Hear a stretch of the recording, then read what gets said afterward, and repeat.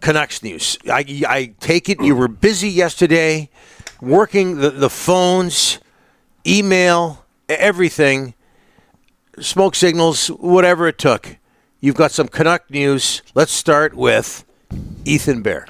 Okay, Donnie, qualifying Ethan Bear before he got injured at the World Hockey Championships was not an issue. I think it is now. Bear had surgery on his shoulder. He's out 6 months. Sources indicate it's not a slam dunk that the Canucks will qualify Bear after the NHL draft next week. If they do not, he becomes a UFA. Agent Jason Davidson continues to talk with the Canucks about Bear, but one thing is clear, Donnie. The long-term injury to Bear has made his contract situation, let's say this, sticky. How about if there's they're not going to qualify? I never said that. I said it's not a slam dunk. That decision hasn't been 100% made. I'm saying that the injury is causing trouble because here's one for you, Don. Question marks. Yeah. How about if there's a setback and it becomes a 7-month injury instead of 6? And then all of a sudden, these are things that Canucks have to consider when it comes to Bear contractually. Now, saying all that, the Canucks can still sign Bear to a new 1-year deal. But if they do that, it'll be way less than the qualifying offer at $2.2 million. Kyle Burroughs. For the longest time, the Canucks ignored the UFA defenseman from Langley this offseason. Not anymore, folks. The Canucks have made Burroughs a contract offer. Burroughs and Noah Juleson right now, Donnie, the 2 defensemen the Canucks are talking contract with right now. And that would be related. Would it not be related to Ethan Bear? I think it would situation? Be. I think so. All of a sudden, the Canucks don't talk. That's a great point by you, Don. The Canucks don't talk to Burroughs all summer long, or off season long. And now all of a sudden, yesterday, they pick up the phone and make an offer. Yeah. Milan Lucic.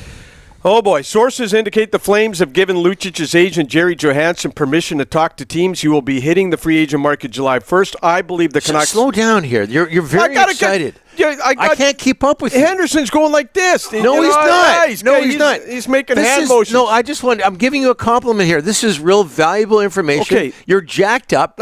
Slow down and tell us the information. McCrimmon ripping me. He's got me all rattled. But anyways, let me slow down for you.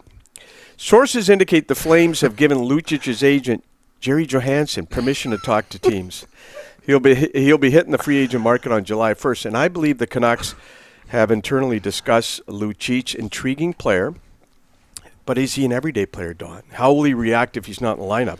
It amazes me how many people freak out. Oh, my God, why are the Canucks talking about Lucic? It is the Vancouver Canucks' job to discuss every UFA possible. If the Canucks discuss Lucic, it doesn't mean they're signing him, but they got to do their jobs, Don. People freak out for no reason at all. It's their job to look at it. Who's freaking out? Just go look at Twitter. Oh, my God, they're discussing Milan Lucic. For crying out loud, it's their job to discuss every UFA. He's not going to be an expensive deal, Don. He defends teammates. He fights. He's a good team guy.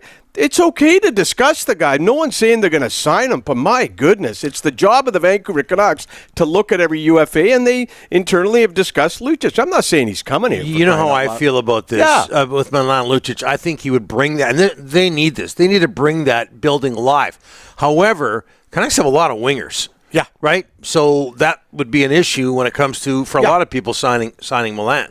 But he would be a fourth-line guy. It'd be a cheap deal. It's okay to investigate and look into it. No one's saying they're signing Lucic, but it's okay for the Canucks to look at it. It's their job, for crying out loud.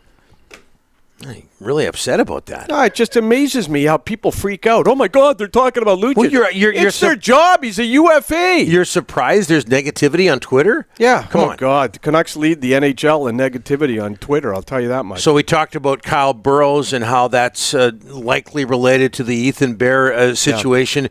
And everybody for so long now has talked about the right side of that defense. Yeah. But as we know, as of Friday, OEL is Oliver Ekman-Larsson no longer a member of the organization. So the left side of the defense now comes into question, and that's where a player by the name of Carson Soucy comes into play. Yeah, Or may come into play. Yeah, no, that's a good point, Donnie. The Canucks will be looking for a centerman and a defenseman on July 1st. If, capital letters, I've already been in trouble with one GM in the NHL. I don't want to get in trouble with more. If, capital letters, if Seattle defenseman Carson Soucy hits July 1st, this is a player the Canucks really like. Big body, 6'5", 2. Again, would you slow down? This is What? great I'm going information. normal. What are you talking about? I'm normal, for crying out loud. Big body defenseman, 6'5", 208 pounds. Career high. This is like the greatest morning of your life. Like, you have so much great I got information. an NHL GM that ripped the hell out of me this morning. What do you want me to do? He set a career high, Donnie, in 100 with 100. He set a career high in 143 hits. This has got Rick Tocchet's type of defenseman all over him. Did you mention his size? 6'5", 208 pounds. Yeah, he led Seattle in hits with 143. Career high in takeaways with 29. He's at $2.7 million.